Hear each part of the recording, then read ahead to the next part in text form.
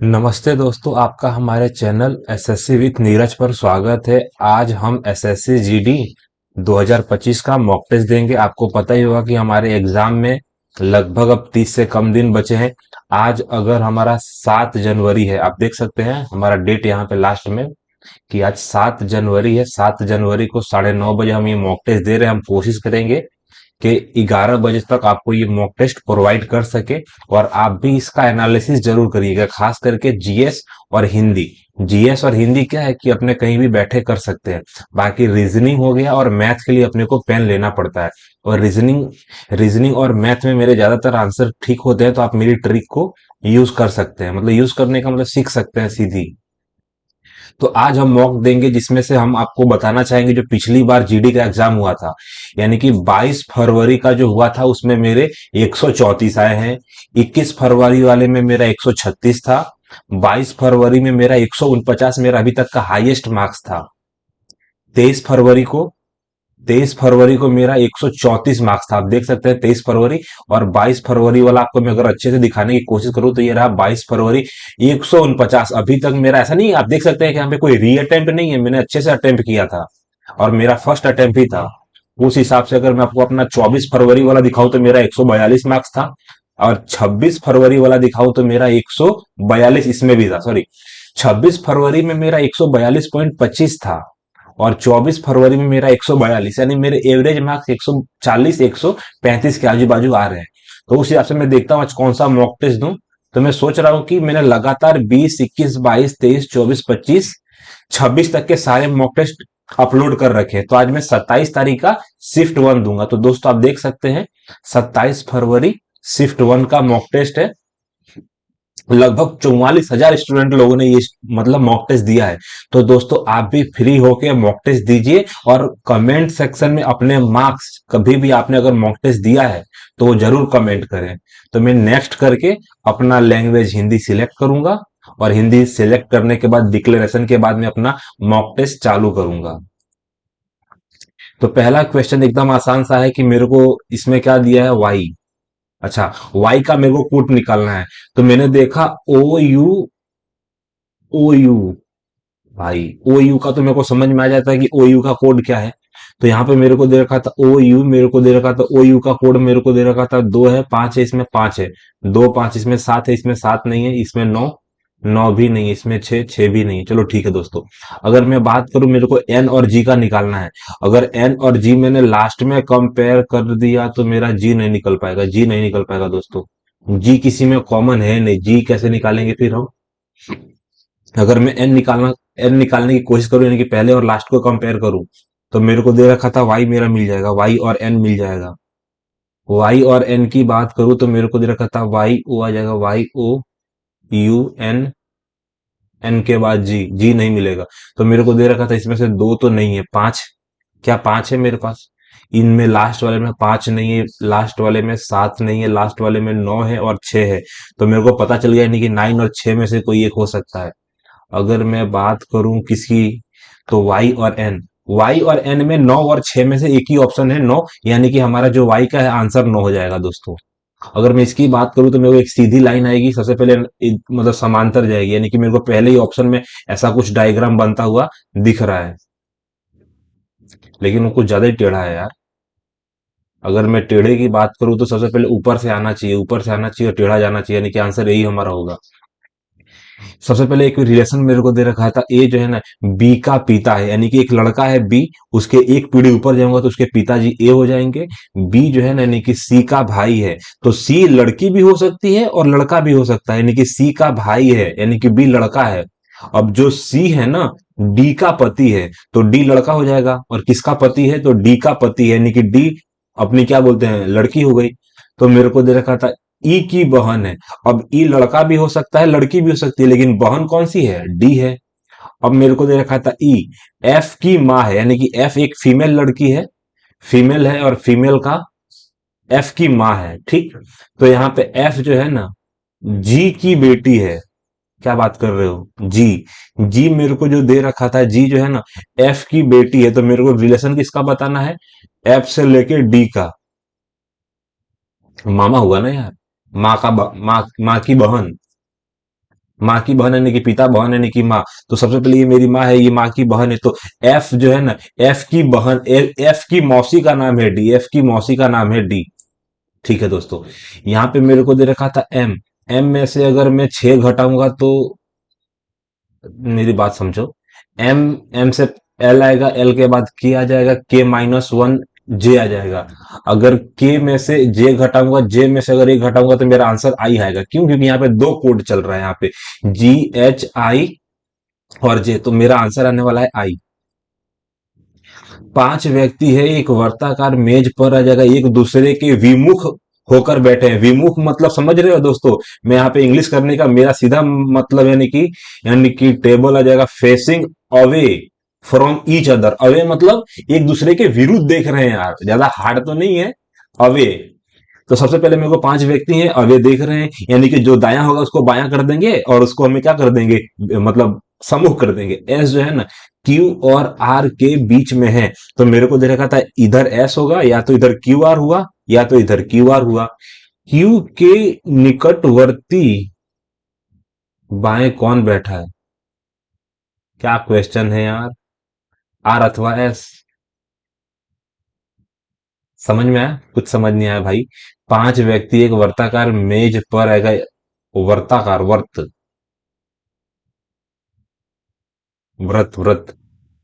वर्ग,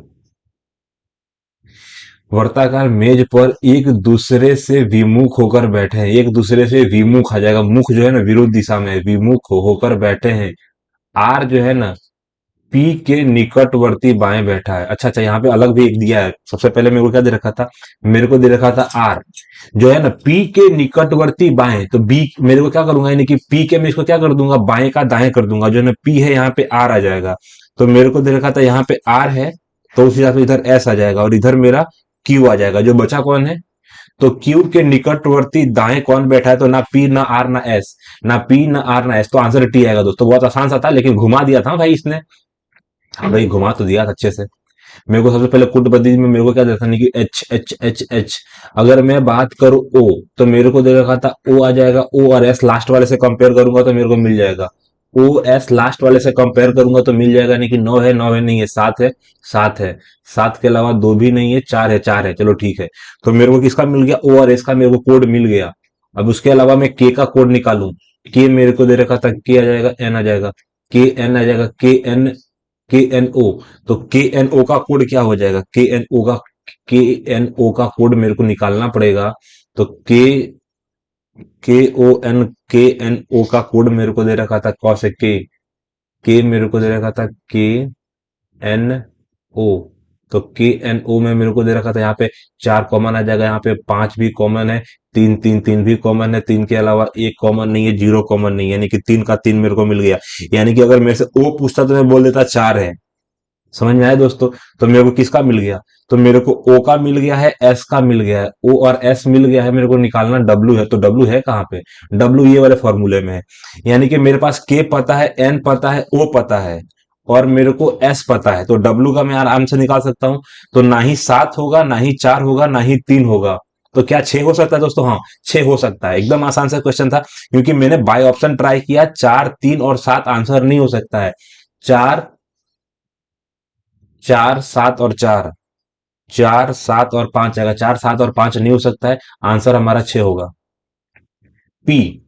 अब मेरे को दे रखा था पी से मैंने क्या किया, तो पी से मैंने -1 किया, +1 किया। एच से पहले माइनस, आई से -1 फिर +1, एन का मतलब फिर -1 फिर +1। तो डी का भी सेम रहेगा, पहले माइनस करूंगा तो सी, प्लस करूंगा तो ई। सी ई एक ही ऑप्शन में है दोस्तों, आसानी से आंसर निकलेगा। अगर पहले की बात करूंगा तो एल में से घटाऊंगा तो मेरा आंसर क्या आ जाएगा। बहुत बढ़िया। यहाँ पे दोस्तों देखो, लास्ट में डब्लू, यानी कि डब्लू पे मुझे रुक जाना है, यानी कि STUV डब्लू। समझ में आ गया? तो पहला मेरा क्या हो सकता है? तो पहला मेरे को दे रखा था STU हो सकता है।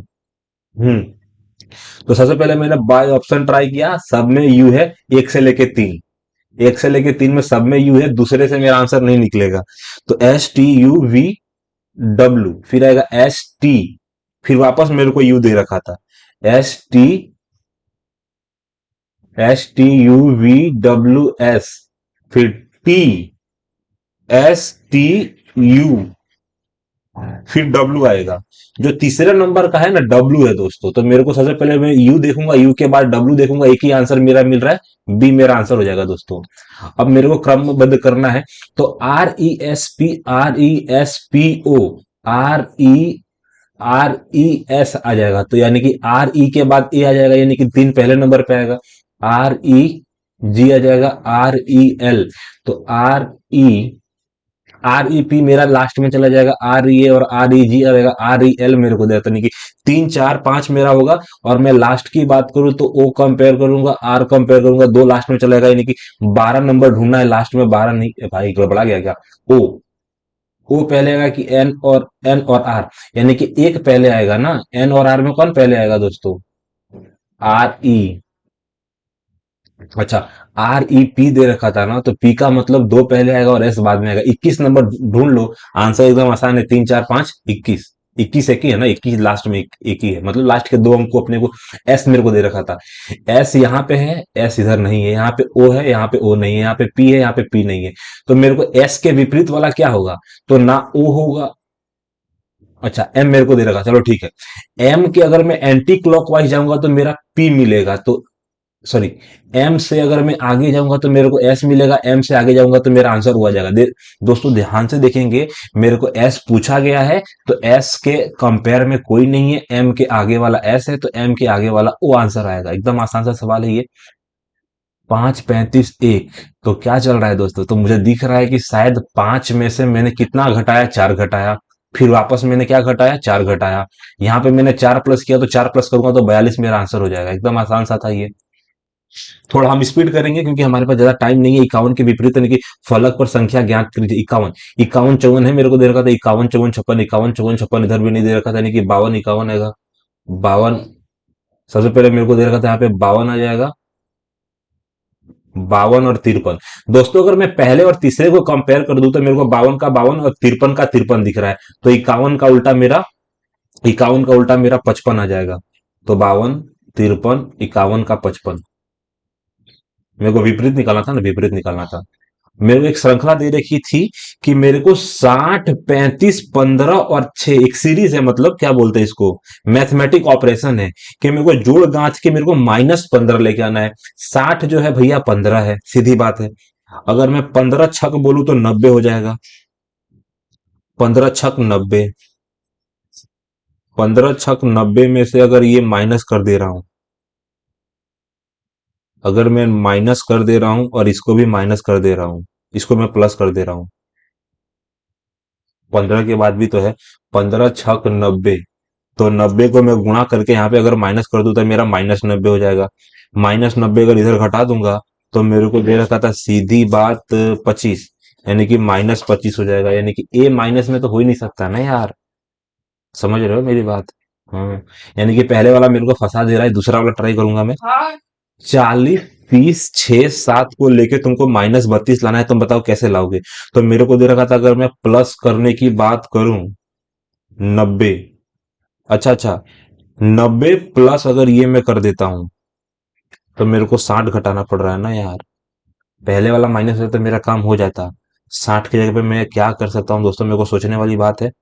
भागा कर दूंगा क्या यहाँ पे? 35 मेरे को दे रखा था, नहीं कि 35 और 15 में कभी भी 6 का भागा जाएगा ही नहीं। यहाँ पे मेरे को दे रखा था नहीं कि 40 30 आएगा, 40 30 और 6 और 7 में क्या आएगा दोस्तों? यहाँ पे 2 मिनट होने वाला है, 1.5 मिनट हो गया, मेरे को दिमाग लगाना पड़ेगा 32। तो -32 कैसे आ जाएगा? -32 मेरे को दे रखा था नहीं कि 6 7 42 करना पड़ेगा, तो प्लस भी कर सकता हूँ, तो 180 हो जाएगा। 180 में से तो मेरे को कुछ ज्यादा ही नंबर बड़ा हो जाएगा, माइनस भी नहीं करूंगा तो होगा ही नहीं। यानी कि मेरे को दे रखा था या तो यहाँ पे माइनस हो जाएगा, 6 7 42 आएगा। -42 मेरे को दे रखा था, अगर -30 कर देता हूं, हाँ, यानी कि डबल माइनस है। डबल माइनस का मतलब समझ में आ गया? यानी कि 40 - 30 और -42, यानी कि -42 में अगर +10 करूंगा तो मेरा आंसर निकल जाएगा। ठीक। अगर मेरे को दे रहा था नहीं कि 60 - 35 -15 छक 90, तो मेरा आंसर क्या 65 आ जा रहा है? अगर मेरे को 60 घटाना है तो 60 घटा दूंगा 30, एकदम आसान सा था यार, मैं कहा गोल घूम गया। यानी कि 90 -10 -30, यानी कि 30 रुपया है, 40 घटा देना है, 50 मेरा आंसर आ जाएगा। काफी टाइम ले लिया मैंने, 2.5 मिनट ले लिया इसमें मेरा। सबसे पहले मेरे को दे रखा था नहीं कि एक ऊपर के साइड है, फिर इधर आया, फिर इधर आया, इधर आया, यानी कि अब मेरे को दे रखा था इधर के साइड, यानी कि आराम से देख सकता है अगर मैं सिर्फ कलर वाले सिंबल को देखूं, यानी कि कलर वाले त्रिभुज को, तो 1 2 3 4 और 3 बजेगा, 3 आपको यहाँ पे ही बज रहा है। स्पीड बढ़ाएंगे हम, यानी कि 7 दोस्त हैं जो एक पंक्ति में उत्तर दिशा के सम्मुख बैठे हैं, यानी कि ऊपर की तरफ देख रहे हैं, सीधी बात है। सबसे पहले मेरे को आर दे रखा था, तो आर के निकटवर्ती दाएं कौन बैठा है? एस बैठा है। किसके? आर नहीं है भैया, आर है, आर। आर के बगल में हमारा एस बैठा है। टी और पी यू के पड़ोसी हैं, तो एक लड़का है पड़ोसी है, यानी कि यू को मैं ले लूंगा और टी बगल में या तो आर बगल में, टी बगल में या तो, सॉरी, टी और आर थोड़ी है यार, टी और पी है, टी और पी। मेरे को बैठाना है यू के, चलो ठीक है। क्यू मेरे को दे रखा था आर के निकटवर्ती बाएं और दाएं छोर से, दस दाएं, दाएं छोर से दूसरे स्थान पर है, यानी कि दाएं छोर से मेरे को दे रखा था, अच्छा, आर के निकटवर्ती बाएं आ जाएगा। आर के निकटवर्ती बाएं एक लड़का है जिसका नाम है क्यू। आर के निकटवर्ती बाएं क्यू बैठा है। क्यू जो है ना आठ के निकटवर्ती बाएं है और बाएं छोर से दूसरे स्थान पर है, यानी कि एक स्थान इधर आ जाएगा। यानी कि मैंने 4 लोगों को बैठा दिया है, 3 लोगों को और बैठाना बाकी है। पी दाएं छोर पर है, पी मेरे को दे रखा था दाएं छोर पे है, यानी कि पी आ जाएगा, यू आ जाएगा, यहाँ पे टी आ जाएगा। चलो ठीक है दोस्तों। तो एस के निकटवर्ती जो है, एस के निकटवर्ती बाएं कौन बैठा है? तो आर बैठा है। मेरे को दे रखा था नहीं कि एक, एक मेरे को दे रखा था एक लंबघन, नहीं तो लंबघन नहीं बोलूंगा इसको, क्या बोलूंगा, वो बोलूंगा क्या नाम है, षटभुज आएगा, षटभुज, यानी कि मैं क्या बोलते हैं, बेल्जियम थोड़ी बोलते हैं उसको। 1 2 3, डायग्राम गिन लेता हूँ ना यार, 1 2 3 4 5 वाला आएगा, 5 वाला सबसे पहले बढ़ कहाँ रहा है, तो सबसे पहले मेरे को बीच में देखा, फिर इधर लेके आया। अब हो सकता है नीचे आया होगा शायद। देखो सबसे पहली बात, 2 2 4 1 5 गलत, 2 6 गलत, 4 गलत, एक ही में है ना 5 यार, सब में सेम मतलब सेम डायग्राम है। निम्नलिखित समीकरण होगा, यानी कि आपस में बदलने पर कौन सा समीकरण सही हो जाएगा? सबसे पहले भागा जाना चाहिए, भागा वाला है ही नहीं, लो। तो मैं आंसर ट्राई करूंगा डी, क्यों? क्योंकि मेरे को लग रहा है कि कुछ उल्टा पुल्टा हो सकता है। 9 + 3 × 2 - 5 12 लाना है। अगर मेरे को दे रहता नहीं कि 3 दूना 6 आ जाएगा, 6, यानी कि 9 + 6 में से एक घटाऊंगा 10 आएगा, गलत है।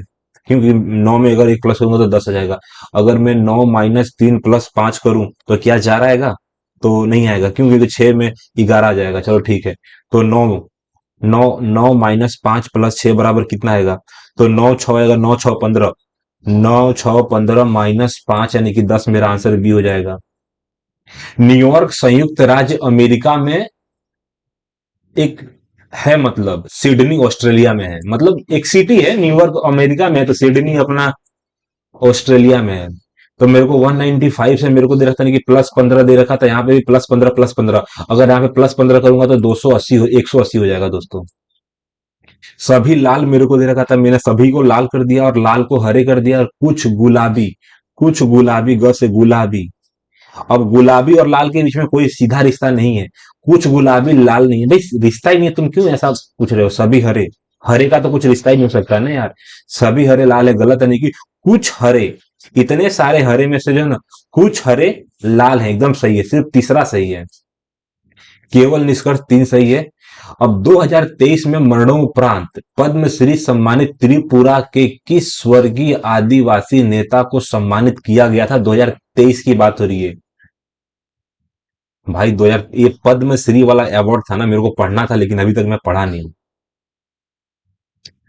अब मेरे को दे रखा था सिंधु चंद्र जमुनिया, रंजन रियाग रहमान अराबर, नरेंद्र चंद्र देव वर्मा।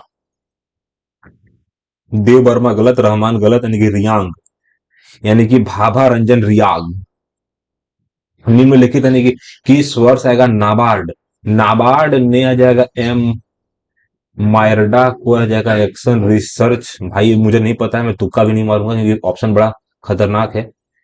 फीफा अंडर 17, यानी कि 17 साल के उम्र वाली जो महिला विश्व कप 2022 की मेजबानी किस देश ने की थी? जर्मनी, भारत। फीफा 17 की भारत हो सकता है दोस्तों, भारत का इसलिए पूछा है, बाकी स्पेन भी हो सकता था। फीफा अंडर 17 हो सकता है, भारत क्यों नहीं हो सकता है। निम्नलिखित में से जो है कौन बेरोजगारी का कारण है। अच्छी शिक्षा प्रणाली गलत है, नहीं कि किसी विशेष क्षेत्र में बड़ा प्रवास, प्रवास का मतलब लोग जहां पे ज्यादा प्रवेश करते हैं वहीं पे ज्यादा बेरोजगारी होती है। धीमी जनसंख्या वृद्धि, भाई बहुत जनसंख्या वृद्धि है। तेजी से आर्थिक विकास गलत आएगा। किसी विशेष क्षेत्र में बड़ा प्रवास जो है ना बेरोजगारी का कारण है। अच्छी शिक्षा प्रणाली तो सब अच्छे अच्छे रीजन दिए हैं। हिमाचल प्रदेश में निम्नलिखित में से ना कौन सा एक पुष्प उत्सव है। यानी कि फुलाइचल उत्सव मेरे को दे रखा था, यानी कि चैत्रोल आएगा, चैत्रोल उत्सव आएगा, डूंगरी उत्सव यानी कि वैसाखी। तो वैसाखी तो हमारा पंजाब का है, डूंगरी, डूंगरी उत्सव हिमाचल में मेरे को दे रखा था एक पुष्प उत्सव है, डूंगरी। फुलाई जाएगा, फुलाइज, फुलाइच, फुलाइच, फुल। देखो भैया, डूंगरी का मुझे लग रहा है क्योंकि मैंने कहीं ना कहीं डूंगरी पढ़ा है, लेकिन अब तुक्का मारना पड़ेगा मेरे को फुलाइच पे। डूंगरी उत्सव, डूंगरी उत्सव हिमाचल का है, डूंगरी। मेरे को ज्यादातर फुलाइच मेरे को दे रखा था, इजी इजी क्वेश्चन पूछता है। निम्नलिखित में से जो है किस राज्य द्वारा नोरू नो, नोरू नो दोई जगह 2.0 लॉन्च किया गया है। नोरू नो दोई अगर नोरू, नोरू, नोरू क्या होता है भैया। यानी कि निम्नलिखित में नोरू नोदई जगह देखो, झारखंड में अच्छा नाम होगा, राजस्थान में अच्छा नाम होगा, मणिपुर और असम में हो सकता है। नोरू, नोरू नोडोई यानी कि असम में मतलब ऐसा सब कुछ काम हो सकता है, मणिपुर में भी हो सकता था। ये दोनों ऑप्शन में से एक कोई था आंसर। आधुनिक भारतनाट्यम की माता के रूप में किसे जाना जाता है। साराबाई रुक्मणी देवी ने की, देखो सबसे पहले ने की संयुक्ता पाणिग्राही उड़ीसी की है, भारतनाट्यम की नहीं है। मृणालिनी साराभाई बहुत पुरानी है। रुक्मणी देवी अरुणेल बहुत पुरानी है। मल्लिका साराबाई, मल्लिका साराबाई विक्रम साराबाई की, यानी कि रुक्मणी देवी अरुणडेल आएगा यार आधुनिक भारत को। मृणालिनी साराभाई, मृणालिनी मल्लिका साराभाई, मृणालिनी साराभाई। भाई साराभाई साराभाई से कंफ्यूज तो नहीं कर रहा है। देखो मृणालिनी साराभाई विक्रम साराभाई की पत्नी थी, लेकिन रुक्मणी देवी अरुणडेल का अच्छा योगदान है यार। भारत में हरित क्रांति के दौरान यानी कि शुरू किए गए इंटेंसिव एग्रीकल्चर अगर डिस्ट्रिक्ट प्रोग्राम का मुख्य उद्देश्य क्या है। यानी कि हरित क्रांति में शुरू करने की इंटेंसिव हो जाएगा, इंटेंसिव हो जाएगा। इंटेंसिव का मतलब इच्छा होना, मेरा इंटेंसिव था। इंटेंसिव एग्रीकल्चरल अगर डिस्ट्रिक्ट प्रोग्राम, भूमि सुधारों को लागू करना, जैविक खेती को बढ़ावा देना। कभी भी हरित क्रांति का मकसद मतलब जैविक खेती कराना ही नहीं था। विशिष्ट जिलों में कृषि उत्पादकता बढ़ाना, विशिष्ट जिलों में यही था शायद। नगदी मेरे को देखा था, नगदी फसलों की खेती को बढ़ावा देना, भूमि सुधारों को लागू करना। हरित हरित क्रांति के दौरान यानी कि शुरू किए गए इंटेंसिव एग्रीकल्चर यानी कि विशिष्ट जिलों में कृषि उत्पादकता बढ़ाना, विशिष्ट जिलों में ही हुआ था भैया। भारतीय संविधान का अनुच्छेद 126 डेस्क का उल्लेख करता है। 126 सर्वोच्च न्यायालय की सीट आ जाएगा, सर्वोच्च न्यायालय के एक अभिलेख न्यायालय बनेगा। हाँ अभिलेख न्यायालय बनेगा। भारत के कार्यपालिका को मुख्य न्यायाधीश की नियुक्ति। 126 जो है ना यार, 124, 25, 26 एक अभिलेखा न्यायालय बनेगा। अभिलेख के ऊपर ही मेरे को पूछ रहा है लग रहा है। दीपिका पल्लिकल, अगर दीपिका पल्लिकल जो है ना कार्तिक यानी कि निम्नलिखित में से कौन सा खेल खेलती है। दीपिका पल्लिकल, तो दीपिका पल्लिकल जो है, दीपिका पल्लिकल ना क्रिकेट खेलती है ना मुक्केबाजी। दीपिका टेबल टेनिस में दीपिका है। स्कॉश करके है, नहीं कि स्कॉश करके कोई हो सकता है। निम्नलिखित में से जो है ना कौन आ जाएगा। कुडियाट्टम के जो है ना पुनर्जागरण के प्रमुख व्यक्तियों में से एक हैं। भाई हकीकत में बोल रहा हूं, मेरा जीएस में बहुत कम नंबर आने वाला है, क्योंकि ऐसा मैंने कुछ नहीं पढ़ा। लगभग मैंने 11 सवाल पढ़े अभी तक, सबके सब अजीबोगरीब सवाल पूछे इन लोगों ने। निम्नलिखित में से कौन कुडियाट्टम के पुनर्जागरण के प्रमुख व्यक्तियों में से एक थे। मकर ध्वज दारोगा, पीके कुंजू कुरूप, अम्बुई सिंह, अमानुर माधव चाक्यार। भाई मैं सबको स्किप करूंगा चुपचाप। निम्नलिखित में से जो है ना कौन तापमान की एसआई, तापमान का केल्विन, तापमान को हम केल्विन में ही मापते हैं ना। बे केल्विन, केल्विन को, हाँ केल्विन ही है ना तापमान का यार। पास्कल फारेनहाइट तो हो नहीं सकता है। ऐसा ही सेल्सियस थोड़ी था, डिग्री। केल्विन में मापते हैं यार, केल्विन में 273 जोड़ के आजू बाजू सबको फेर फारी कर देते हैं। 2011 की जनगणना के अनुसार इनके पूरे भारत स्तर पर वयस्क 15+ वर्ष साक्षरता दर डेक्स है। भाई हमारी साक्षरता दर जो है ना 64 के आजू बाजू थी, लेकिन 15+ वर्ष साक्षरता दर घटेगी कि बढ़ेगी? तो मेरे को दे रखा था 65 हो सकता है ना, 65 हो सकता है भाई। साक्षरता दर 73 थी। जनगणना के अनुसार जो है ना पूरे भारत स्तर पर वयस्क 15+ वर्ष साक्षरता दर जो है ना, साक्षरता दर हमारा 73 के आजू बाजू था। उस्ताद जाकिर हुसैन, जाकिर हुसैन ये तबला, जाकिर हुसैन तबला बजाते थे यार। ये सबसे एक आसान था मेरे को अभी तक मिला। अगस्त 23 में ग्रीस के राष्ट्रपति द्वारा जो है ना किसे ऑर्डर ऑफ, हमारे मोदी जी को यार, अगस्त 23 में ग्रीस के राष्ट्रपति द्वारा जो है ना ऑर्डर ऑफ आएगा ऑनर के ग्रेड क्रॉस से सम्मानित किया गया था नरेंद्र भाई मोदी को। भारत के तत्कालीन आएगा वायसराय लॉर्ड लिटन आएगा 76 से 80 तक द्वारा प्रस्तावित इस अधिनियम का उद्देश्य इनको ब्रिटिश नीतियों की आलोचना व्यक्त करने से देसी प्रेस को रोकना था और विशेष रूप से दूसरा 78 से 80 रूप होने के साथ बढ़ा हुआ विरोध। भाई इसमें क्या दिया है? एंग्लो अफगान युद्ध यानी कि पुर्तगाली, पुर्तगाली कभी भी अफगान से इस टाइम तो नहीं लड़े। मैसूर वालों को तो हम इन लोगों ने कब निपटा दिया था? मैसूर वॉर। मैसूर का जो है ना, मैसूर में हली अली, वो लगभग 1799 का लास्ट वॉर हुआ था मैसूर के साथ। फ्रांसीसियों के साथ उनका लगभग 1760-61 में मेन युद्ध हुआ था। तो ना फ्रांसीसी आ सकता है ना मैसूर आ सकता है। अब मेरे को पुर्तगाली और अफगान क्यों आएगा? एंग्लो अफगान आएगा ना यार, एकदम आसान सा है। विश्व चैंपियनशिप या ओलंपिक खेलों में भाग लेने के लिए पहलवान की आयु कम से कम 150 वर्ष होनी चाहिए। उसे राष्ट्रीय महासंघ द्वारा प्रायोजित किया जाना चाहिए। मेरे को क्या दे रखा था कि विश्व चैंपियनशिप यानी कि ओलंपिक खेलों में भाग लेने के लिए पहलवान की आयु कम से कम। अब देख, सबसे पहले पहलवान की आयु कम से कम 17 होगी या तो 21 होगी। समझ में आया? इतने कम उम्र में तो कोई लड़ता नहीं है, 21 तो होगी ही होगी मुझे लग रहा है। 21 एक बड़ा बढ़िया नंबर है। कोई 16 साल की 17 साल को बॉक्सिंग में क्यों लड़ाएगा पहलवानी में? 21 साल मुझे लग रहा है, 23 साल तो नहीं होगा यार। वाक्य पूरा करे। अशोक के अधिकांश शिलालेख जो है ना ये प्राकृत में है, प्राकृत में थे और ब्राह्मी लिपि में लिखे गए थे। यानी कि ब्राह्मी में थे और प्राकृत लिपि। भाई देखो, सबसे पहले प्राकृत एक भाषा है, संस्कृत एक भाषा है, प्राकृत में थे और देवनागरी लिपि में, देवनागरी लिपि हमारी हिंदी है यार। यही आंसर होगा ना यार, प्राकृत में थे। मई 2022 तक निम्नलिखित में से कौन सा नहीं भारतीय संविधान के अनुच्छेद 19 का हिस्सा नहीं है? 2022 तक यानी कि संपत्ति का अधिकार जो है, संपत्ति की शांतिपूर्वक और बिना हथियारों के इकट्ठा होने का अधिकार, यानी कि भारत के क्षेत्र में स्वतंत्र रूप से घूमने का अधिकार, यानी कि संघ और संगठन बनाने का अधिकार, संपत्ति का अधिकार, निम्नलिखित में से कौन सा जो है ना व्हाइट गुड्स का उदाहरण है? व्हाइट गुड्स मतलब सामान, यानी कि सफेद सामान। कृषि उपकरण गलत।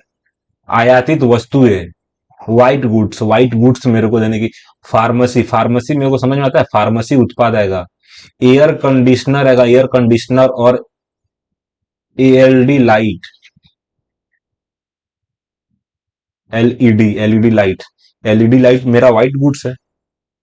एयर कंडीशन यानी कि फार्मेसी, फार्मेसी समझ में आता है, दवा। फार्मेसी का उत्पादन ही है ना, फार्मेसी उत्पाद आएगा। व्हाइट गुड्स यानी कि गोरा सामान। आयातित मेरे को दे रखा था, भारत में जो सामान आता है उसको तो मैं व्हाइट गुड्स तो नहीं बोलूंगा। व्हाइट गुड का सफेद गुड, काला गुड मतलब सामान, यानी काला सामान, गोरा सामान। कृषि उपकरण गलत। आयातित वस्तुएं गलत। फार्मेसी से उत्पादन हो सकता था। लाइट को मैं व्हाइट कैसे बोल सकता हूँ? White goods. मेरे को लग रहा है कि भाई यही आएगा, मतलब मेडिसिन जो होती है ज्यादातर व्हाइट होती है। आपने गौर किया दोस्तों? तो उसी का क्वेश्चन था। डी अकेले किसी, दोस्तों आप देख सकते हैं मेरा ये मेरा सॉल्यूशन था। अब उस हिसाब से मैं अपना पेन पकड़ूंगा और मैथ को लपालप निपटाने की पूरी कोशिश करूंगा। डी अकेले किसी काम का आधा हिस्सा डी जो है ना, डी अकेले किसी का काम का आधा हिस्सा यानी कि 100 दिन में पड़ता है, यानी कि डी किसी काम को 200 दिनों में करता है, चलो ठीक है। 47 दिनों में, अच्छा आधा हिस्सा 100 दिनों में करता है। 47 दिनों में डी द्वारा कितने प्रतिशत काम पूरा किया जाएगा? भाई ये कोई सवाल है यार। 30 यानी कि 23। अगर मेरे को देख, अगर मैं 50% काम 100 दिनों में कर रहा हूं, तो मेरा क्या है, जो दिन की संख्या जो है, दिन की संख्या परसेंटेज का 2 गुना है। तो 23.5 यानी कि 23 दूना 46 और 0.5 का 1 रुपए की राशि, यानी कि 2 वर्ष के लिए चक्रवर्ती ब्याज, वार्षिक और संयोजित यानी कि साधारण ब्याज के बीच का अंतर। समझ में आ गया? हाँ। अगर तुम्हारे पास 10 लाख रुपया है, समझ में आ गया दोस्तों? 10 लाख रुपए अगर 2 वर्ष के लिए चक्रवर्ती ब्याज और साधारण ब्याज के बीच का अंतर ये है, तो मेरे को ब्याज दर निकालना है। समझ में आया? हाँ, समझ में आया। अगर रुपए का मेरे को दे रखा था X%, मैंने क्या लिखा, X% अपन 100 की जो वैल्यू है 2401 है, ठीक। तो मेरे को क्या दे रखा था,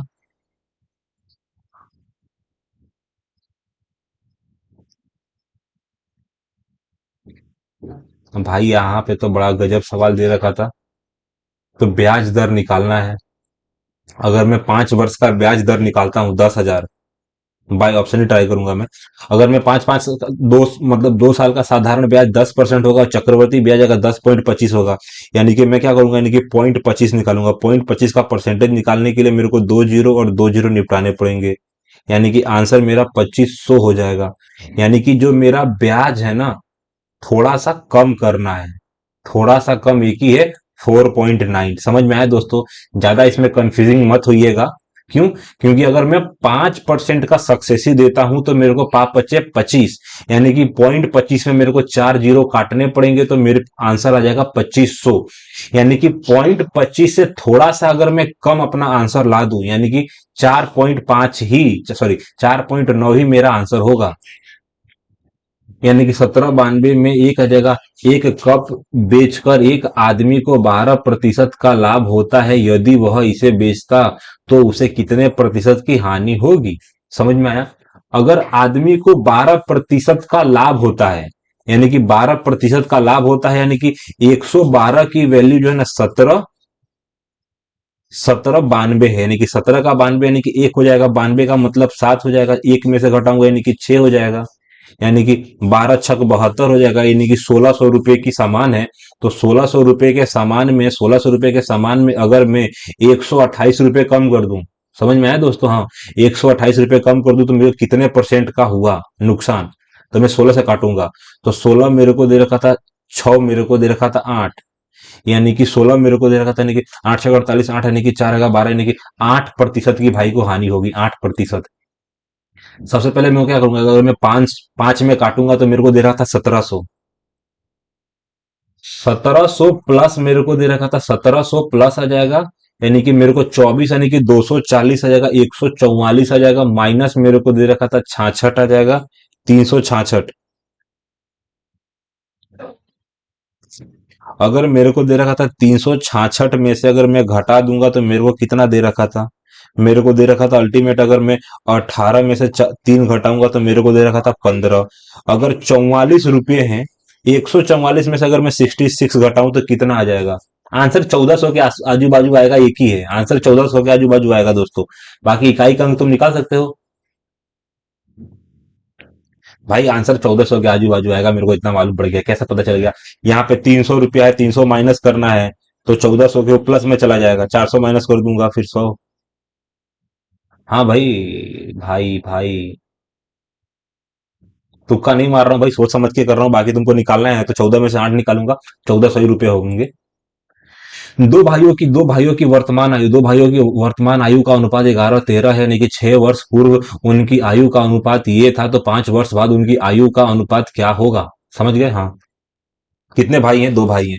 उनका रेशियो क्या है? 2 भाइयों का, यानी कि 2 भाइयों का वर्तमान आयु, यानी कि वर्तमान में ये 11.13 है, यानी कि 6 वर्ष पूर्व उनकी आयु, आयु जो होगी सेम रेशियो में होगी। सबसे पहले मेरे को क्या दे रखा था, आज मेरे और मेरे भाई के बीच की जो आयु है, लगभग अंतर 5 है, तो 10 साल पहले भी 5 होगी, अब 5 साल बाद भी 5 होगी। यहाँ पे 11, 11 और 13 में अंतर कितना है? 2 है। यहाँ पे अंतर कितना है, एक है, यानी कि मैं इसको एक से गुणा करूंगा, इसको दो से गुणा कर दूंगा, यानी कि 8:10। यहाँ पे सीधा मेरे को दे रखा था 8 से 11 में 3 और 6 से 11 में 3, यानी कि 3 जो है 6 वर्ष के बराबर है। तो मेरे से पूछा गया है 5 वर्ष बाद, तो 5 वर्ष बाद यानी कि 2.5 मेरे को जोड़ देना है, रेशियो निकालना है ना। तो मेरे को दे रखा था यानी कि 15.5 और 11 मेरे को दे रखा था 13.5। अगर मैं पॉइंट से पॉइंट काट दूं और 5 से काटने जाऊं तो मेरे को दे रखा था 5, 5 से ही काटूंगा ना, हाँ। तो 5 दूना 10, मेरे को 5 7 35 आएगा, 5 5 तियां 15 31, यानी कि 27 और 31 मेरा आंसर हो जाएगा दोस्तों। 27 और 31 कितना, 5 वर्ष बाद। यानी कि 17 विद्यार्थियों के औसत अंक 180 थे, लेकिन बाद में पता चला कि एक विद्यार्थी का अंक गलती से 27 के बजाय 72 दर्ज किया गया है। यानी कि सबसे पहले 72 माइनस अगर मैं 27 करने जाऊं तो 30 से मेरे को 42 आएगा, 45, यानी कि जो भी झोल झपाटे हुए वो 45 मार्क्स का है। तो उसके अंक का सही औसत क्या है? अगर 17 विद्यार्थी हैं, अगर 17 विद्यार्थियों का मेरे को अगर औसत घटाना है, यानी कि 17 दूना 34, 11 पॉइंट, यानी कि मेरे को 3 घटाना है, 3 घटाना पड़ेगा, यानी कि 73 पॉइंट मेरे को दे रखा था, यानी कि 180 में से मेरे को 3% घटाना पड़ेगा। 17 3 51, हाँ, 3 घटाना पड़ेगा। अब पॉइंट करके कुछ कर दूंगा। यदि यदि पी यदि पी का पी प्रतिशत 729 है तो पी का मान कितना है? समझ में आया? पी का पी प्रतिशत, तो एक पी है, उसका पी प्रतिशत निकाल दिया और नंबर है 729 है, तो मेरे को पी का मान निकालना है। तो पी स्क्वायर क्या आ जाएगा? सबसे पहले मेरे को दे रखा था 729, जो 27 का स्क्वायर है, यानी कि 270 आंसर आएगा दोस्तों। आसान सा था, बहुत बढ़िया। पी का मान। एक समलंब, समलंब का आपको पता है दोस्तों, समलंब का जो क्षेत्रफल होता है वो थोड़ा अजीबोगरीब होता है। एक समलंब चतुर्भुज की समांतर भुजाएं 15 सेमी और 16 सेमी है। चलो ठीक है, यहाँ पे मेरे को 15 सेमी और 16 सेमी जो समांतर है, इनका क्षेत्रफल आएगा 961। 961 मतलब मुझे दिख रहा है 31 का स्क्वायर है ये। समांतर भुजाओं के बीच की दूरी, इसका क्षेत्रफल तुमको पता होना चाहिए। 1/2 समांतर भुजाओं के बीच की दूरी x, और ये मतलब जो समांतर भुजाएं हैं उनका सम यानी 31। अगर मैं 31 को 31 से काटूंगा तो 31 आ जाएगा, 31 में 2 काट दूंगा तो मेरा 62 आ जाएगा, यानी कि 62 सेमी मेरा आंसर है। पांच क्रमागत संख्याओं का औसत अगर 19 है तो इन संख्याओं में सबसे बड़ी संख्या क्या होगी? 5 संख्याओं में से जो तीसरे नंबर की संख्या का मान इन लोगों ने 19 दिया है, तो तुमको चौथा और पांचवा बताना है सब क्या? क्रमागत, अच्छा सॉरी सॉरी सॉरी, मैं कंफ्यूजन में जा रहा था। 5 क्रमागत संख्याओं का औसत, 5 क्रमागत संख्याओं का उन्नस अगर 19 है तो 20 आ जाएगा, 21 होगा, तो 21 मेरी सबसे बड़ी संख्या आ जाएगा। अमेजोन पे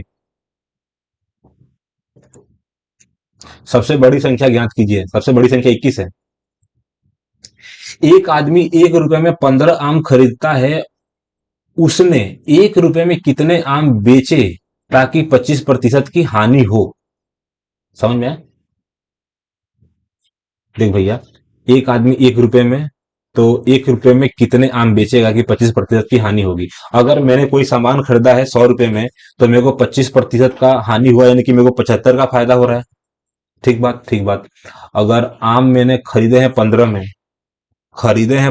1 रुपए में मेरे 15 आम, तो 1 रुपए में मैं कितना आम बेच दूंगा? तो सबसे पहले 5 से भागा दूंगा 3, यानी कि अगर मैं 12 आम बेचूंगा ना तो मेरे को 25% का नुकसान हो जाएगा। भाई हालत खराब। समझ में आया क्या है? अगर मैं 15 आम है मेरे पास तो 15 का मेरे को बढ़ाना पड़ेगा ना यार। अगर मेरे को 25% का अगर फायदा कमाना होता ना तो मेरे को 12 आम बेचने पड़ते। अगर मेरे को 25 का हानि हो रहा है तो मैं 18 आम बेचूंगा ना दोस्तों। भाई हालत खराब है मेरी यहाँ पे। 17 कैसे होगा यार?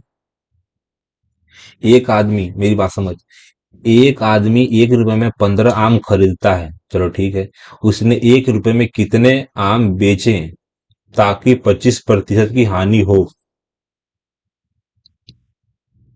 अगर 1 रुपए में मैंने 15 आम, 1 रुपए में अगर मैंने 15 आम, तो मेरे को दे रखते हैं कि 25% की हानि कब होगी? अरे 25% की हानि यानी उसका चौथा भाग हुआ ना यार। हाँ, यानी कि अगर मेरे पास 15 आम है तो अगर मैं 20 आम अगर 20 आम में बेचूंगा, तो 20 आम बेचूंगा तो मेरे को 5 का नुकसान हो जाएगा, यानी कि 5/20, 1/4, 1/4 का मतलब 25%। हाँ भाई, 20 आम होंगे।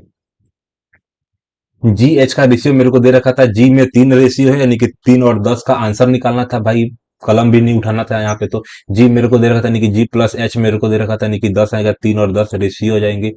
किसी राशि पर यानी कि प्राप्त साधारण ब्याज, किसी राशि, तो मैंने क्या लिया, राशि मेरे को दे रखा था, राशि पी पर साधारण ब्याज। अगर मेरी राशि 100 रुपए है तो मेरा साधारण ब्याज 81 रुपया है। तो वर्षों की संख्या और वार्षिक ब्याज दर के बराबर है, यानी कि ब्याज दर और संख्या बराबर है। तो ब्याज दर कितना, सॉरी, वर्षों की संख्या वार्षिक ब्याज दर के बराबर है। तो मेरे को निकालना है, मतलब क्या बोलते हैं, ब्याज, यानी कि साधारण ब्याज 81 बराबर 100 multiply P multiply, sorry, R×T/100, 100 cut गया, 9% आएगा आंसर हमारा। 9%, 9×9 = 81 होता है ना दोस्तों, गुणा करूंगा तो। अमित विनीत से 3 गुना, यानी कि दक्ष कारीगर है, इसलिए वह विनीत से जो है 35 दिन कम समय में कार्य पूरा कर सकता है। समझ में आया? अमित, एक भाई अमित है, दूसरे विनीत है। विनीत से 3 गुना दक्ष कारीगर है। अगर विनीत एक है तो ये भाई की इफिशियंसी 3 है। विनीत से 3 गुना दक्ष कारीगर है, और इसलिए वह विनीत से 32 दिन का कम समय में कार्य, हाँ, ज्यादा, अच्छा, एक काम जल्दी करेगा ना, विनीत कम करेगा, हाँ। तो मेरे को दे रखा था नहीं कि 62 दिन कम समय में कार्य पूरा कर सकता है। वे दोनों मिलकर उसी कार्य को कितने दिनों में पूरा करेंगे? समझ में आया? तो अगर मेरे को दे रखा था 2 रेशियो, अगर 32 है तो एक रेशियो कितना आ जाएगा, 16। 16 48 का अगर मैं बात करूं तो 48 है। तो मेरे को दे रखा था एक की इफिशियंसी 1 है, एक की इफिशियंसी 3 है। तो मेरे को दे रहा था 4 इफिशियंसी के साथ 12 दिनों में वो मिलकर काम पूरा करेंगे। तो दोनों मिलकर काम 12 दिनों में कर देंगे। मानव बिंदु आ जाएगा, मानव बिंदु ए से, सॉरी, मानव बिंदु ए से जो है ना प्रस्थान करता है और 29 घंटे में बिंदु बी पर पहुंचता है, वह 9 किमी पर घंटे की गति से कुल दूरी का 2/9 भाग तय करता है। और शेष दूरी मतलब 7 भाग, यानी कि मैंने मान लिया कि अगर टोटल 9 भाग हैं, तो भाई का 2 भाग किसी गति से, यानी कि 2 भाग 9 किलोमीटर पर आवर की गति से, और बाकी भाग यानी कि 12 किलोमीटर पर आवर की गति से तय करता है। ए और बी के बीच की दूरी कितनी है? क्या समझा तुम? कुछ नहीं समझा मैं। ए है और बी है, 2 और 7 के रेशियो में इनको डिवाइड कर दिया, 29 घंटे आ जाएगा। ये कैसे बताऊंगा यार मैं, 29 घंटे ले रहा है यार लड़का। भाई जो भी आंसर होगा वो 9 का मल्टीपल होगा, पहली बात तो मेरा क्लियर है। 9 का मल्टीपल कितनी संख्या है? एक ही संख्या है। समझ में आया क्या? थोड़ा बहुत समझ में आया तुमको? हाँ।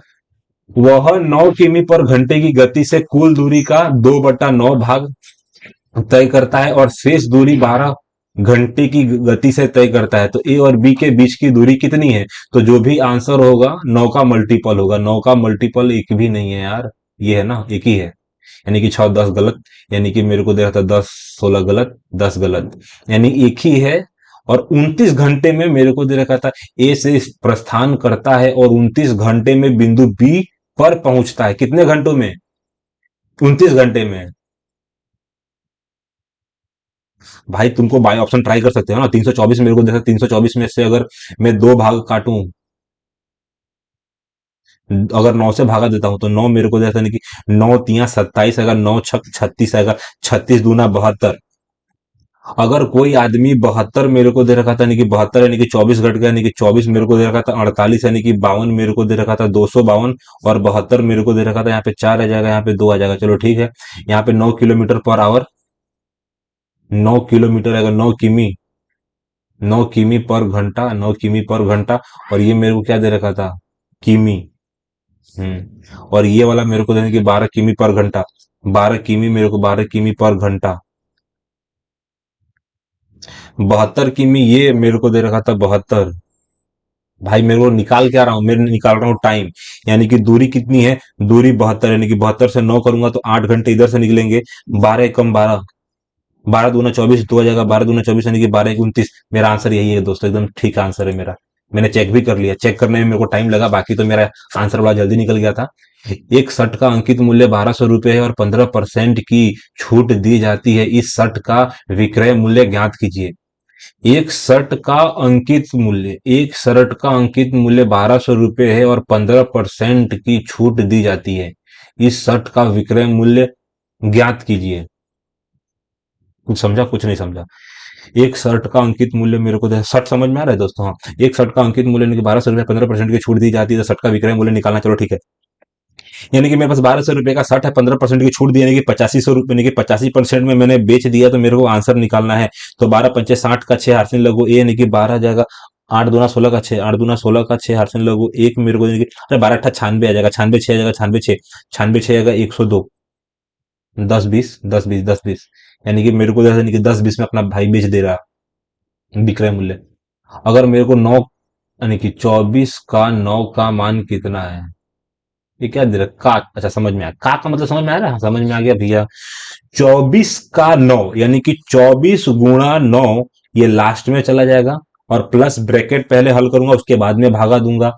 तो ब्रैकेट हल करने के लिए सबसे पहले -1 है और 14 है, यानी कि +14 में से +14 और 8, +14 और 8 22 है, 22 में 22 का भागा दूंगा, एक आ जाएगा। 1 प्लस, अब 9 का मैं अगर 24 में मल्टीप्लाई कर दूंगा तो मेरे को दे रखा था 116 आ जाएगा, 117 आंसर आना चाहिए दोस्तों। बहुत आसान सा मेरा है। 24 जोड़ दूंगा यानी कि 2 3, मेरे को 40 आराम से आ जाएगा, 17 मेरा आंसर था। प्लस था ना, प्लस था दोनों के बीच में। अब सबसे पहले मेरे को निकालना है, तो 13 मेरे को दे रखा था, यानी कि 13 7 84 आएगा। यानी कि सबसे पहले 13 5 65 आएगा, 13 छंग 84 आ जाएगा, 13 छंग 84 आ जाएगा। भाई 13 संग 88 आ जाएगा ना। 78, 78 यानी कि एक आ जाएगा, 1 1 7 आ जाएगा। तो मेरे को दे रखा था, यानी कि छंग मेरे को दे रखा था ना, 6 आ जाएगा। 6।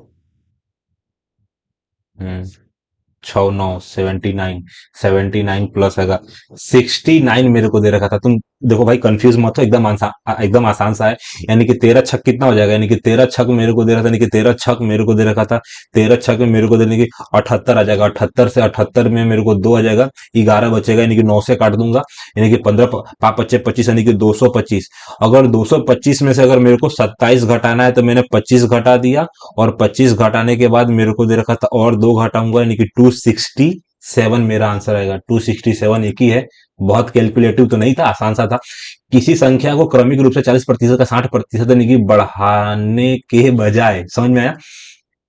किसी संख्या को क्रमिक रूप से 40% आएगा, 40% और 60% बढ़ाने के बजाय उसे 44% घटा दिया जाता है, तो परिणामी मान सही मान का कितना प्रतिशत है? क्या समझे, कुछ नहीं समझा मैं। किसी संख्या को क्रमिक रूप से 40% और 60% बढ़ाने के बजाय उसे 44% घटा दिया जाता है, तो परिणामी मान और सही मान का कितना प्रतिशत, समझ में आया? मेरे को कुछ समझ नहीं आया। मैंने ले लिया 200 नंबर, एक संख्या है 200, 200 का मैंने सबसे पहले क्या किया, यानी कि 40% और 60% मैंने बढ़ाया, यानी कि मैंने डायरेक्ट दोनों का गुणा कर दूं, तो 24 मेरे को दे रखा था, 2 जीरो दे रखा था, यानी कि 2 जीरो का मतलब सीधा सीधा कट जाएगा, यानी कि 24, तो मेरे को 48 आएगा। तो मेरे को दे रखा था, मेरा मान कितना बढ़ जाएगा, एक दोनों से सबसे पहले यानी कि एक एक जीरो ये काटेंगे, मेरे को यानी कि 6 चौका 24 होगा, 24 दूना 48। अच्छा, मान बढ़ाना है ना दोस्तों, मेरा कंफ्यूज हो गया हूं मैं थोड़ा। 140 आएगा, 140 और 160 मेरे को दे रखा था, 140 आएगा, 140 और 160 मेरे को दे रखा था। सबसे पहले मेरे को क्या देता नहीं कि 16 चौका 196 मेरे को दे रखा था, 196 मेरे को देता नहीं कि 14, 14 दूना 28 मेरे को दे रहा था, नहीं कि 14 दूना 28 मेरे को दे रखा था। हाँ, अब इन लोग का दो गुना कर दूंगा, यानी कि 7 दूना 14 का 4, 8 से इन लोगों को एक, यानी कि 2 मेरे को दे रखा था, 2 जगह 2 गुना करूंगा, यानी कि 4 4 8 मेरे को दे रखा था, यानी कि 448 रुपया हो जाएगा। चलो ठीक है। और 44% में घटा देता हूं, तो 200 का मेरे को दे रखा था, 200 रुपये का, 200 रुपये का मेरे को दे रखा था, यानी कि 56%। दो, एक, यानी कि 200 का मेरे को दे रखा था, यानी कि 200 का मैं कितना घटा देता हूँ, यानी कि 44% अगर मैं घटा देता हूं तो मेरे को दे रखा था 88% माइनस हो जाएगा। तो मेरे से पूछा गया है कि परिणामी जो मान है ना, परिणामी, परिणामी मान क्या आ जाएगा, परिणामी मान 112, परिणामी मान सही मान का मेरे को दे रखा था 25% है, 25% आंसर आ जाएगा दोस्तों। टाइम कम है। अंकित मूल्य के जो अंकित मूल्य यानी कि बहुत कैलकुलेटिव क्वेश्चन था आज का। अंकित मूल्य के 3/10, अंकित मूल्य के 3/10 पर आएगा एक घड़ी बेचने पर, अंकित मूल्य के जो यानी कि 3/10 पर एक घड़ी बेचने पर यानी कि 16% की हानि होती है। घड़ी के अंकित मूल्य और क्रय मूल्य का अनुपात कितना होगा, समझ में आया। अंकित मूल्य मेरे को दे रखा था, अंकित मूल्य के जो ना 3/10 है, 3/10 एक घड़ी बेचने पर, समझ में आया। अगर उसका अंकित मूल्य 10 है, अंकित मूल्य के 3/10 पर एक घड़ी बेचने पर, अगर 10 का सामान अगर मैंने 3 रुपए में बेच दिया ना, तो मेरे को 16% की हानि हुई। तो घड़ी के अंकित मूल्य और विक्रय यानी क्रय मूल्य का अनुपात कितना है, 16% की हानि हो जाती है।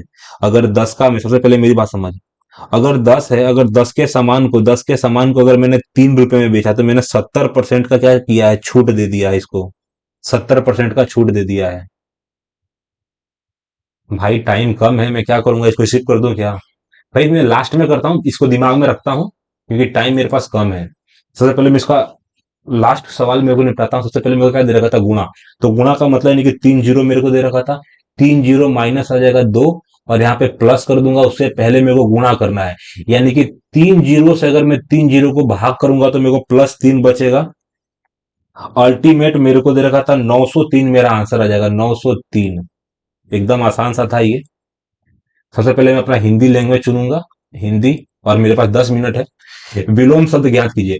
शहरी व्यक्ति को अनेक लाभ मिलते हैं। शहरी, शहरी का मेरे को देता है कि गुंडा यानी कि गोरखदान यानी कि गंभीर यानी कि ग्रामीण, शहरी का ग्रामीण आएगा विलोम शब्द। यानी कि मुहावरे का अर्थ है जहर उगलना। जहर उगलना मतलब यानी कि उल्टा जवाब देना। जहर उगलना उल्टा जवाब देना यानी कि पुरानी बातें याद करना। जहर उगलना पुरानी बात याद करना, मरते मरते बचना यानी कि कष्टदायक बातें करना। जहर उगलना मतलब कष्टदायक बातें करना नहीं, उल्टा जवाब देना, उल्टा, उल्टा जवाब देना, जहर उगलना। कष्टदायक बातें करना, कष्टदायक बातें करना तो अपना दुख जाहिर करना होता है ना यार। रक्त संचार से पीड़ित रोगियों को जीवन की खतरनाक बीमारियों से लड़ने और गुणवत्ता वाले जीवन को जीने के लिए प्रोत्साहन मिलता है। रक्त संचार से पीड़ित रोगियों को जीवन की खतरनाक, रोगियों को जीवन की, रोगियों यानी कि रक्त संचार से पीड़ित रोगियों को जीवन की खतरनाक बीमारियों से लड़ने के लिए, जीवन की खतरनाक बीमारियों से लड़ने लड़ने और गुणवत्ता वाले जीवन को जीने के लिए प्रोत्साहन मिलता है। क्या पूछा यार, कुछ समझ नहीं आ रहा है, आज का पेपर बड़ा तगड़ा है यार। रक्त संचार से पीड़ित रोगियों को जीवन की खतरनाक बीमारियों से लड़ने, और गुणवत्ता गुणवत्ता वाले जीवन गुणवत्ता वाले जीवन को जीने में, गुणवत्ता वाले जीवन जीने के लिए, जीवन को जीने के लिए थोड़ी होता है, जीवन जीने के लिए होगा मुझे लग रहा है। कल उसका बहुत भारी सम्मान हुआ और उन्हें पुरस्कार भी मिला। त्रुटि निकालना है, पुरस्कार मेरे को देने की, पुरस्कार भी मिला, जो मिला है ना। कल उनका बहुत और उन्हें मेरे को देने की भारी सम्मान। कल उनका बहुत भारी सम्मान हुआ। भारी कैसा शब्द है यार, कल उनका बहुत बड़ा सम्मान हुआ, कल उनका बहुत भारी थोड़ी होगा, भारी मुझे लग रहा है कि यही त्रुटि है, भारी। सबसे पहले पर्यायवाची निकालना है, खिड़की खिड़की खिड़की खिड़की। वाता मेरे को देते नहीं कि वाता, यानी कि डोंडी, यानी कि गवाक्स मेरे को देगा झरोखा। एक गाना नहीं है, के झरोखे मैंने देखा ये सांवरे झरोखा, यानी कि मेरे घर की खिड़की डेस्क ठंडी ठंडी हवा देती है, यानी कि झोड़ी नहीं होगा, यानी कि गवाक्स नहीं होगा, यानी कि वातायन आएगा, वातायन। झरोखा मतलब क्या था, झरोखा हो सकता है, गलत तो गलत, झरोखा है। तत्सम, आरती का मतलब जो है ना, आरती का मतलब आमला, गलत। तत्सम यानी कि संस्कृत शब्द निकालना है। आरात्रि मेरे को दे रखा था, रात्रि मतलब यानी कि आदित्यवार मेरे को दे रखा था, आरात्रिका अरात्रिका अरात्रिका, हाँ। संस्कृत दिख रहा है ना भैया। तद्भव यानी कि तद, सबसे तत्सम यानी कि संस्कृत शब्द, और तद्भव का मतलब हिंदी शब्द। कच्छप आएगा, कच्छप कच्छप। कच्छप यानी कछुआ। सार्थक शब्द निकालना है, यानी कि चमगादड़ रात में घूमने वाले जीवों में से एक है। रात को जो घूमता है उसको उभयचर नहीं बोलूंगा, जो जमीन पानी में उसको उभयचर आएगा। नभ, नभ यानी आकाश में चलने वाला नभचल आएगा। निशा, निशा यानी कि रात, निशाचर आएगा, निशाचर यानी कि निशा यानी कि रात, उषा यानी कि दिन। पर्यायवाची, बदमाश, यानी कि हमें हमेशा बदमाश प्रकृति के लोगों से दूर रहना चाहिए। खल, पामर, आंखू आंखू। दुर्जन, दुर्जन, दुर्जन और सज्जन होता है ना, बदमाश यानी कि दुर्जन। खल, पामर, पामर सर्वश्रेष्ठ रूप से नहीं व्यक्त करता है। अपना घर समझना, अपना घर समझना, अपना घर समझना, कुछ काम न करना, सारा दिन सोते रहना, नहीं कि कुछ भी, कुछ भी कहना। अपना घर समझना, अच्छा किसी घर के अपना घर समझते हो, यानी कि संकोच न करना। अपना घर समझो तो संकोच ना करना, यानी कि सारा दिन सोते रहना कि कुछ काम न करना। त्रुटि निकालना है। बाल श्रम, बाल श्रम जो है ना, बाल श्रम जो कि बच्चों और बचपन के लिए अभिशाप। बाल श्रम जो बच्चों, बाल श्रम यानी कि मजदूरी। बाल श्रम जो कि बच्चों और बचपन के लिए अभिशाप बन गया है, उसे सिर्फ और सिर्फ, सिर्फ ऐसा लिखते हैं, हाँ सिर्फ ऐसा ही लिखते हैं, सिर्फ, सिर्फ और सिर्फ तभी तोड़ा जा सकता है जब समाज के जागरूक लोग एक साथ मिलकर आगे आए। कोई त्रुटि नहीं है, मुझे ऐसा लग रहा है। मेरे को दे रखा था गया है, मेरे को अभिशाप बन गया है, अभिशाप बन गया है। उसे सिर्फ और सिर्फ तभी तोड़ा जैसा है, उसे, उसे, उसे सिर्फ और सिर्फ तभी, तभी तोड़ा जा सकता है जब समाज के जागरूक लोग एक साथ मिलकर आगे आए। बाल श्रम जो कि बच्चों और बचपन के लिए, बच्चों और बचपन के लिए।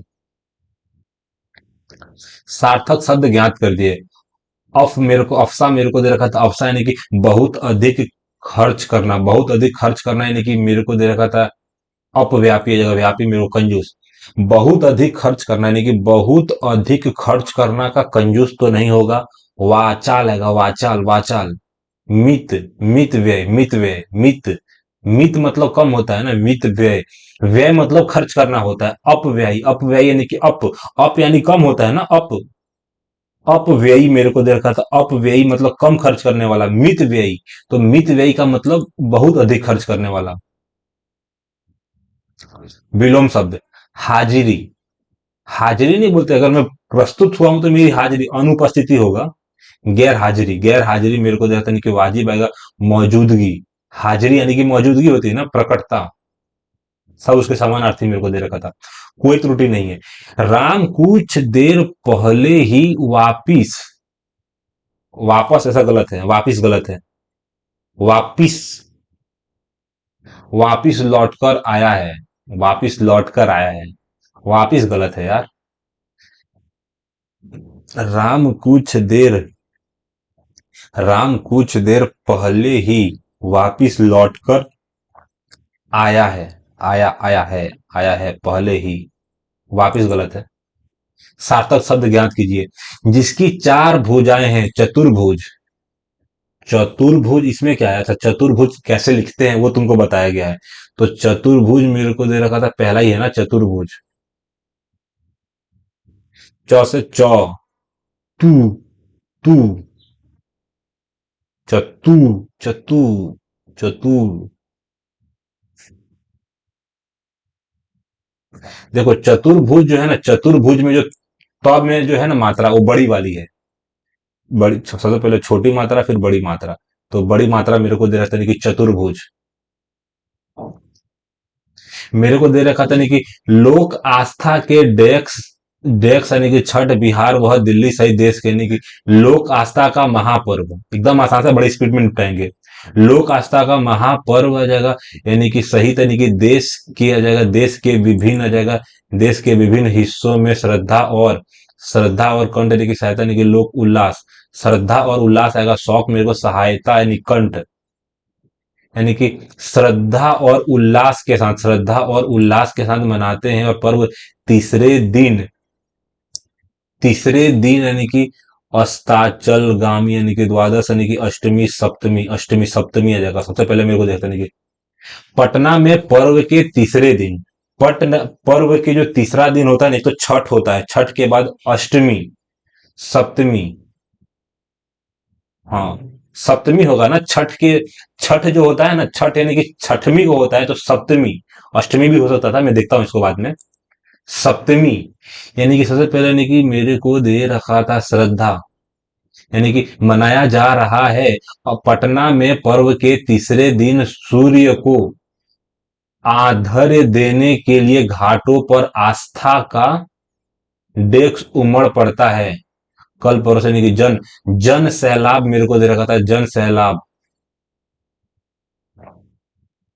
आस्था का जन सैलाब आएगा, मनोवृत्ति आएगा, सगे संबंधी। तो जन सैलाब मेरे को देखना था कि 19वें में आंसर किया जाएगा। तो मेरे को दे रखा था पटना में पर्व के तीसरे डेक सूर्य को आधार्य देने के लिए घाटों पर आस्था का डेक्स उमड़ पड़ता है। तो सप्तमी होता है, अष्टमी थोड़ी होगा। अगर मैं बात करूं, मेरा मैथमेटिक्स का जो सवाल था 19वां में, उसको टिक कर सकता हूं क्या?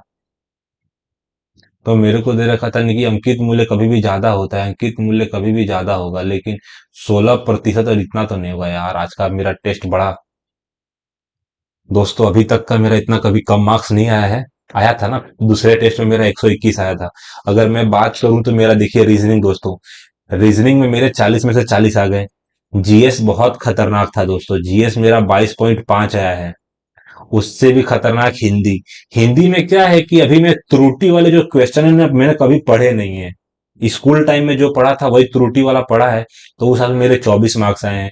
मैथ में देखो, सबसे पहली बात कि मैंने मैथ में 19 अटेम्प्ट किया, मेरे 19 सही।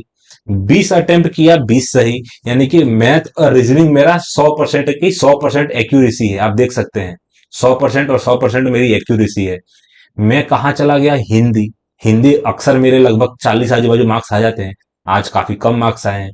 एवरेज लोगों के साथ बात करूं तो भाई ये शिफ्ट ही टफ था। देखो आप, हर एक शिफ्ट में लोगों के लगभग 110 100 मार्क्स आते हैं, सिर्फ 96 मार्क्स आए हैं लोगों के।